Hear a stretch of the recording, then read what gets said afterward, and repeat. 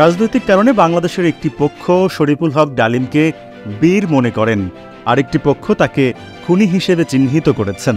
তার বিরুদ্ধে বঙ্গবন্ধুকে হত্যার জন্য ফাঁসির রায় দিয়েছে আদালত। ডালিমের রেডিও ভাষণ 1975-এ আলোচনা সমালোচনার জন্ম দিয়েছিল, তবে তিনি বিপুল পরিচিতি ও জনপ্রিয়তা পান সে সময়। তবে 1975 সালের আগেই সেনা অফিসার হিসেবে ডালিমকে বাধ্যতামূলক অবসরে পাঠিয়েছিল শেখ মুজিব। কী কারণে দুজনের দূরত্ব বেড়েছিল তা নিয়েই আজকের পর্ব। শুরুতেই মেজর ডালিমের দীর্ঘ ক্যারিয়ার সম্পর্কে খানিকটা জানাই। ডালিম প্রথমে 1964 সালে পাকিস্তান বিমান বাহিনীতে যোগদান করেন। 1965 সালের পাক ভারত যুদ্ধের পর তিনি বিমান বাহিনী থেকে সেনাবাহিনীতে যোগদান করেন। 75-এর আগে তাকে সেনাবাহিনী থেকে অব্যাহতি দেওয়া হয়েছিল।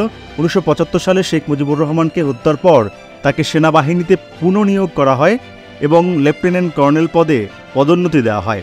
1976 সালের পর বিভিন্ন দেশে রাষ্ট্রদূত হিসেবে দায়িত্ব পালন করেন ডালিম। 1995 সালে তিনি সরকারি চাকুরি থেকে অবসর লাভ করেছিলেন।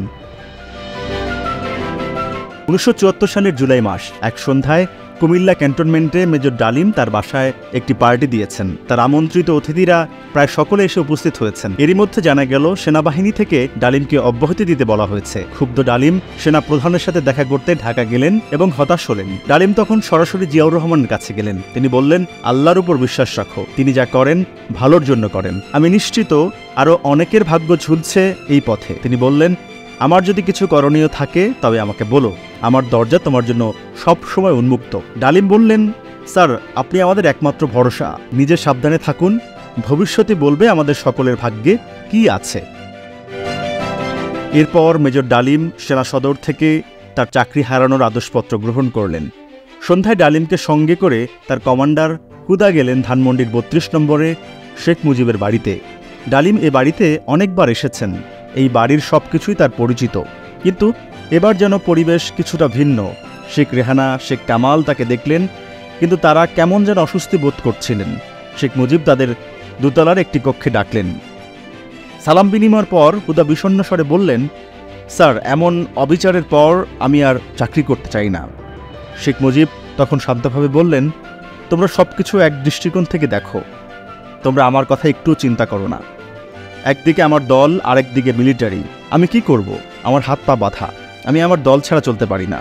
তিনি ডালিমকে বললেন, আগামীকাল নূরকে সহ আমার সঙ্গে দেখা করো। ডালিম আর নূর পরদিন দেখা করলেন। শেখ মুজিব তাদের বললেন, দেখো, আমি সত্যি অসহায়, এটা রাজনৈতিক সিদ্ধান্ত, আমি কিছু করতে পারিনি। আমি জানি এই সিদ্ধান্তে তোমরা মর্মাহত হয়েছ, তবে আমি তোমাদের দুজনের জন্যই অন্য কিছু করতে চাই। তোমরা যদি চাও আমি বিদেশে চাকরি দিয়ে পাঠাতে পারি, আর যদি ব্যবসা করতে চাও সে ব্যাপারেও আমি সাহায্য করতে পারবো।